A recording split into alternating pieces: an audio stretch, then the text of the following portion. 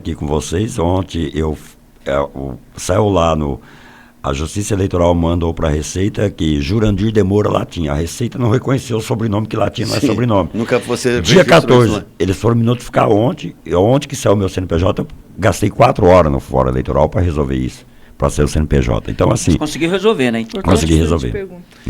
Então é o seguinte, o Jorge Luiz Dornelles, ele está dizendo que está um pouco perdido e tal, nas suas colocações aqui. A Maria Ernigues, que está vendo nós aqui, por favor, gostaria de saber quais são as ações previstas no plano de governo do Latinha para transformar a cidade de Foz do Iguaçu efetivamente em cidade inteligente, contemplando turistas, visitantes e moradores. O Fábio Henrique, se não tem... aí ele coloca aqui, se não tem uma bicicleta, como aceitar que fará prosperar como prefeito e tal. A Catarina Magrini tem candidato que perde tempo precioso criticando os outros candidatos. Deveria vender o seu peixe, mostrar o seu projeto de governo. O Paulo Sérgio diz que ele coloca aqui, como, entre aspas, um caboclo tal, quer ser candidato a prefeito. Olávio Batista está assistindo nós, mandando um abraço para todos nós. Obrigado, Olávio. O Francisco Carlos Scherer Cruz poderia fazer uma pergunta ao candidato, quem a coligação vai apoiar no segundo turno, caso você não seja eleito ou não passe para o segundo turno. E, por fim, o Eliseu Gaudêncio, ciclista Fronteira, como Latinha pretende vencer essa eleição para prefeito, se nem para vereador ele consegue? Latinha, faz o contraponto. É assim, eu pretendo, quando eu coloquei o meu nome, no que eu pensei? Na matemática. Para vereador, a última vez que eu fui candidato, e por essa burocracia eu fui impugnado, porque me pediram uma explicativa de uma negativa, já viu isso? O Candesco, quando ele abre só o espelho, você manda as negativas, eu tinha todas as negativas. Só que, como mudou, eu tinha um processo de 2014 que eu fui absolvido daquela suposta invasão, e o advogado nosso que morreu, que é meu amigo, gosto muito dele, que faleceu, ele primeiro não pegou a minha procuração, tá? Aí quando ele não pega a minha procuração, quando ele vai mandar pro coisa, ele manda metade das folhas, o promotor, eu acho que faltou bom senso, o promotor não aceitou, eu trabalhei impugnado, foi sair na sexta, e eu já saí sem legenda, você já sai perdido. Então a gente não fez campanha eleitoral. E hoje é o seguinte, as pessoas têm que prestar atenção, que eu sempre digo isso, o candidato mais bem votado a vereador dessa cidade não é Nancy, não é Coquim, não é Rodinei, se chama China da Motinha. Porque obter voto é uma coisa, comprar o voto é outra. Então, para o eleitor que falou que eu não ganhei para vereador, para prefeito é diferente. Eu tenho um projeto para resolver essa cidade. E eu não estou muito preocupado, porque eu não faço mais política para mim. Eu faço para os nossos tataranetos. Eu tenho 52 anos, já chegando a 53, sou tabagista, gosto de tomar uma cerveja, não escondo isso de ninguém. E a média de vida de cidadão é 76 anos. Se eu cheguei honesto até aqui, eu gosto de dinheiro como qualquer um, gosto de ter bens como qualquer um, mas eu prefiro mais deixar um legado. Esse cidadão que faz essa crítica, eu acho que ele tem todo direito, nós estamos num país democrático, ele deveria me elogiar pela coragem de eu estar aqui brigando com esses grupos. A cidade, primeiro, esses grupos, todos eles, quando vêm para a eleição, reclamam da gestão atual. Todos eles, mesmo estando andando junto. Diz que foi feito errado, isso. Qual desses prefeito que passou por essa cidade que teve coragem de auditar a máquina pública? Eu vou auditar a máquina pública. Pode escrever, senhor Nelson, está a minha palavra. Eu vou auditar, saber aonde que está o dinheiro dessa cidade e aonde que foi gasto e como que foi gasto. Sabe por que nenhum deles tem coragem? Porque eles andam junto. Eu sou diferente, eu tenho coragem.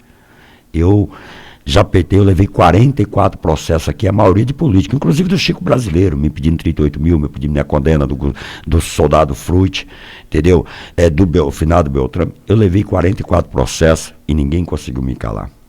Ninguém conseguiu me calar. Perdeu? E não vamos como é que terminou essas Todos ações? os processos meus, para não falar que eu tive uma transação penal.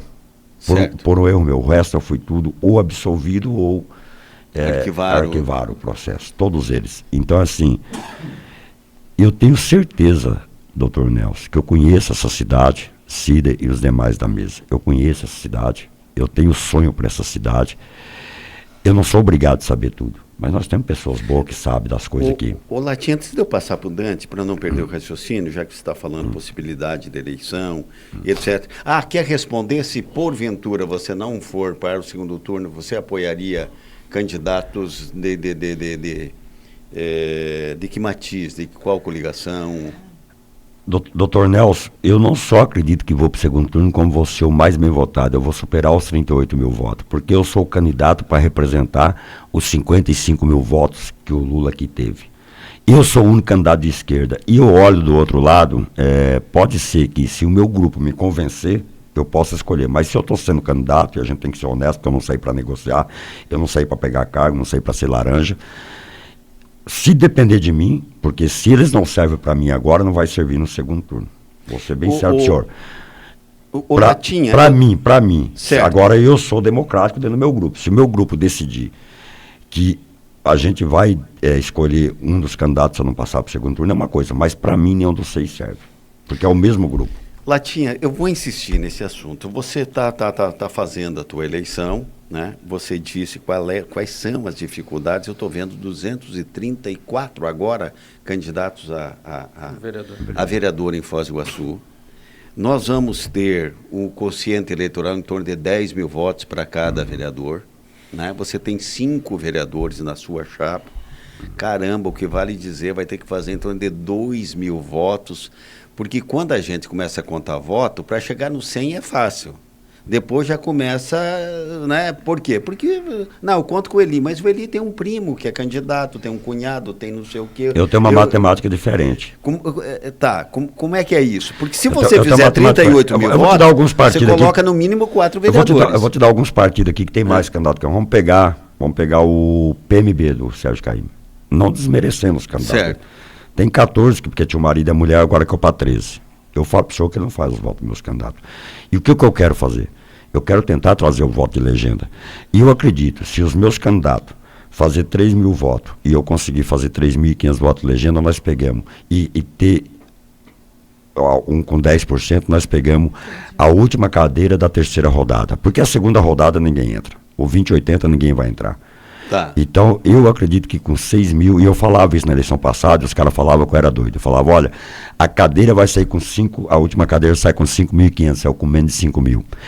Eu falava em 2018 que se o meu candidato, que eu lancei, que ninguém conhecia, fizesse acima de 12 mil votos, de 10 mil votos, ele se elegia. Ele fez 1.823, ficou sexto suplente, o senhor foi candidato, o senhor fez 3 mil e pouco. Qual foi a suplência do senhor?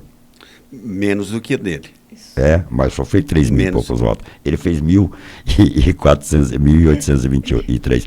Então, assim, eu vou apostar no voto de legenda. Eu tenho certeza que eu tenho entre os meus candidatos, e não vou dar nome porque eu vou desmerecer alguns candidatos, mas eu tenho 3 candidatos que eu tenho certeza que um pelo outro supera o meu voto.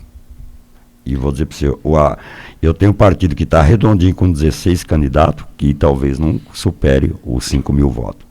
O Avante, mesmo com todo respeito, eu acho que tem 2 candidatos que possam superar uma votaçãozinha dos 800 votos. Pode até chegar no 1.000.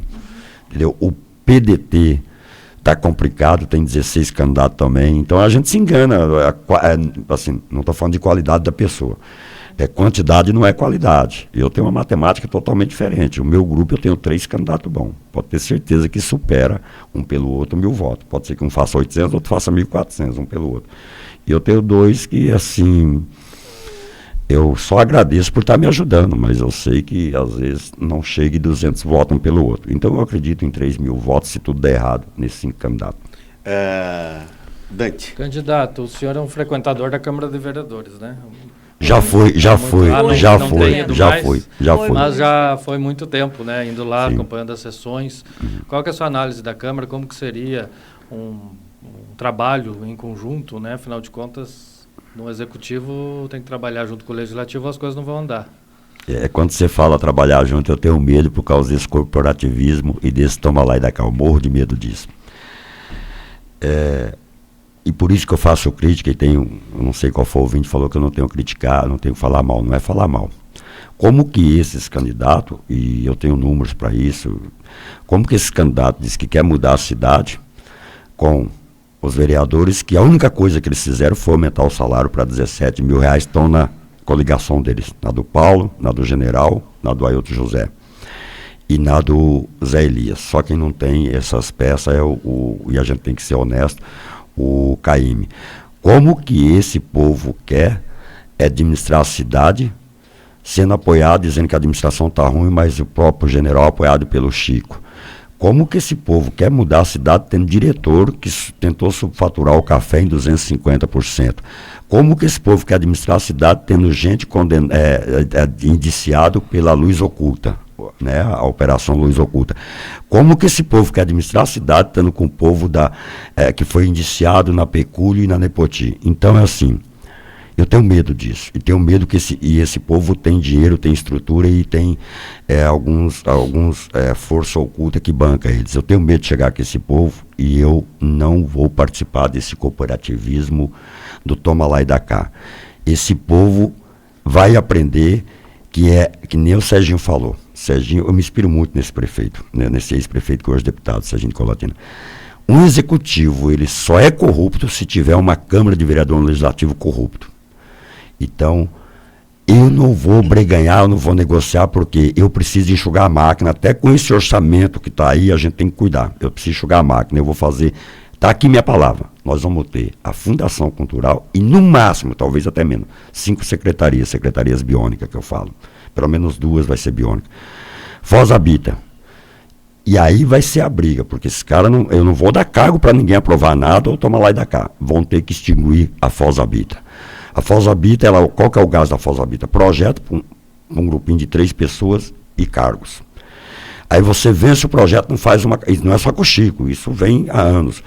É um vício de origem, paga caro para um cara, às vezes um cara só fazer o projeto, vence o projeto, não faz uma casinha de cachorro e o orçamento vai embora. Então vamos extinguir ela, colocar junto com planejamento, com obras e habitação. Por quê? Como que eu vou trabalhar? Eu vou ter agente político, eu acho que é necessário agente político, mas não pode passar de 20%. Não pode passar de 20%. Eu vou trabalhar com as universidades dessa cidade e com o servidor público. O servidor público conhece a máquina.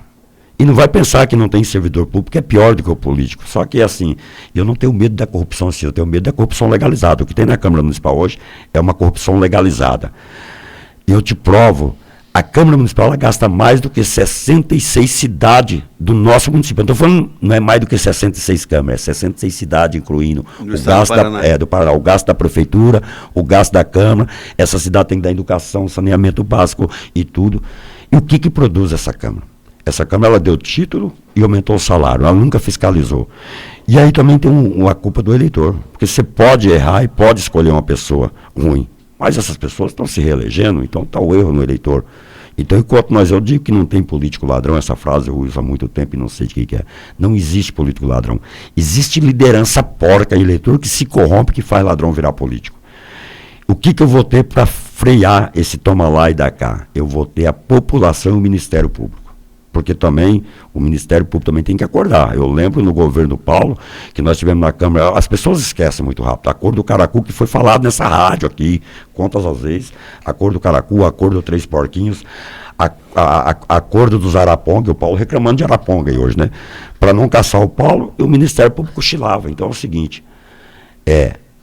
um executivo só é corrupto se o judicial e o legislativo ou cochilar ou aceitar.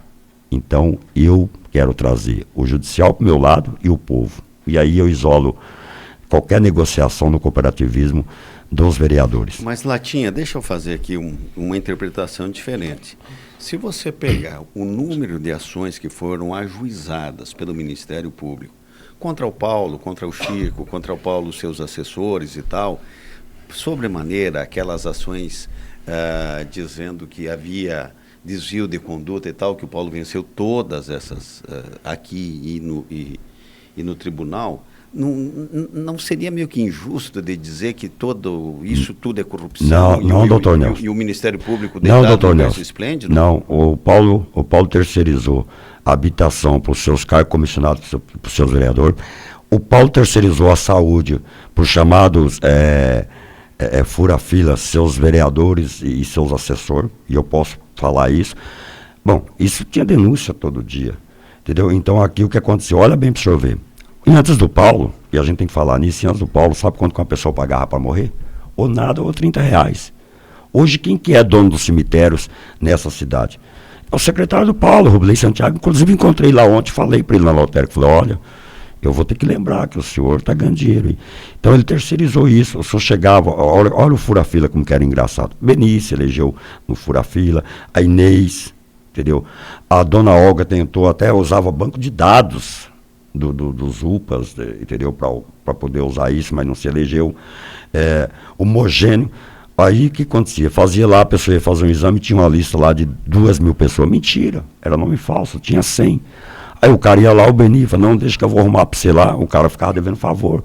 Você chegava no hospital aqui, estava cheio de deputado do Paraguai, como a gente trazia, estava cheio de prefeito do Paraguai e empresário. Então, assim, as casas, só pega, porque os projetos, olha os projetos da moradia, nós temos lá o Viver Bem, nós temos a Mãe Chefe de Família, nós temos Minha Casa Minha Vida, entendeu? E aí o que acontece? O senhor vai no Almada e nesses prédios do Santa Rita, esse projeto é para mãe chefe de família. O que é mãe chefe de família? A mulher que tem filho e não tem marido. Só vai lá, as mulheres estão tudo com marido. Por quê? Os vereadores e os cabos eleitorais do Paulo colocavam esse povo lá. Mas entendeu? Latinha, nós vamos terminar o programa. Eu vejo você colocando, como o programa é contraponto, sempre tem... O que nós temos que ver? Foz do Iguaçu, ela é uma cidade mais visitada do interior do Brasil. Ela é conhecida mundialmente. Ela tem uma das maiores redes hoteleiras do mundo. Acredite nisso, acredite. Tem uma das maiores redes hoteleiras do mundo que não deve nada para ninguém. Nós temos 300 mil pessoas, uma fronteira e tal. Quando tem falhas de gestão, é claro que a gente compreende e não são poucas. Eu gostei da fala do senhor, porque o senhor pelo menos falou, ela é a cidade mais visitada, né? Ela é a cidade mais visitada do interior. Mas eu vejo você quando você fala. O senhor está falando do interior do Paraná? Não, do interior do Brasil. Não, então o senhor não está tendo as informações. Tá. O senhor busca que Gramado teve 5 milhões, aqui teve 1 milhão e pouco. E Gramado tem turista, aqui tem visitante. Nessa fala o senhor acertou. Então o senhor está desinformado. Não. Lá no Gramado, o que é? Tá bom. Não, mas nós temos que discutir isso, porque essa informação, o senhor como jornalista tem que passar lá certo. A nossa informação... Gramado teve 5 milhões... Então Gramado teve 5 milhões e pouco de turista. Por que eu digo turista? A pessoa vai para Gramado e fica 5 dias. Aqui nós temos visitante. O cara desce do Rio de Janeiro, põe bermuda, vem aqui e volta depois. Mais tempo, inclusive, para você me esclarecer isso. Tá, o Dobrandino, não sei o que, o Sames, não sei o que, o Paulo, não sei o que. Eu estou mentindo? Não sei o que. Me desminta. Mas você vai querer fazer o quê? Tá, agora você passa a ser o indicado e o melhor porque teve falha. Eu não sou o melhor, porque eu não fui ainda. Para mim, ser o melhor, eu tenho que ser prefeito. Certo. Agora é o seguinte, eu não posso vir aqui e dizer, não, tá tudo bonitinho, tá tudo bom, não. Primeiro, nunca... Mas por que você não fala bem de você e para de falar mal dos outros? Falar mal? Onde que eu tô falando mal? Eu xinguei o Sames, eu xinguei o Paulo aqui. Não, eu tô falando que aconteceu isso nem falar mal.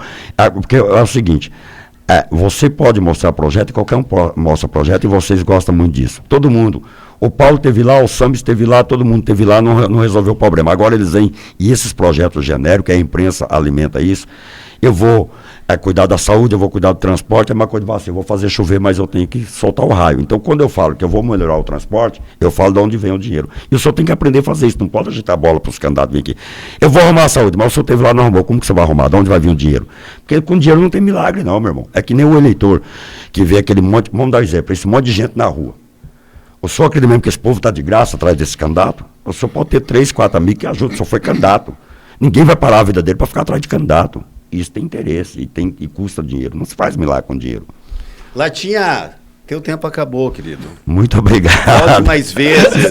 Mas para de ser azedo, rapaz. Você é um cara articulado. Para de ser azedo. Aí que está o negócio. Aí que está o negócio e eu quero aproveitar. Vocês têm essa dificuldade, assim... para vocês ser humilde tem que ser bajulador. E eu não sou bajulador, eu sou honesto. O que eu estou falando, em momento nenhum aqui eu falei da pessoa Paulo, da pessoa de qualquer candidato. Eu falei das atitudes. E as atitudes, enquanto vocês proteger essas atitudes e tentar passar para os eleitores que eu estou falando mal, e ao contrário, estou mostrando o que fizeram de errado, ou o que deixaram de fazer. Isso é verídico. Latinha, quando as pessoas dizem assim, por que você vai convidar o Latinha se o Latinha não vai chegar a lugar nenhum? Primeiro, que eu sou democrático. Eu quero ouvir a rádio é independente. Mas eu não sei, o senhor convidou um monte de pré-candidato que nem ia ser pré-candidato, não me convidou agora como candidato. Ninguém te achava. Você é testemunha que teve que alguém da sua campanha dizer, por favor, atenda a rádio. Não, agora, porque se não me olharam até agora eu não preciso me preocupar. Nós vamos fazer debate, inclusive, 12h28, depois do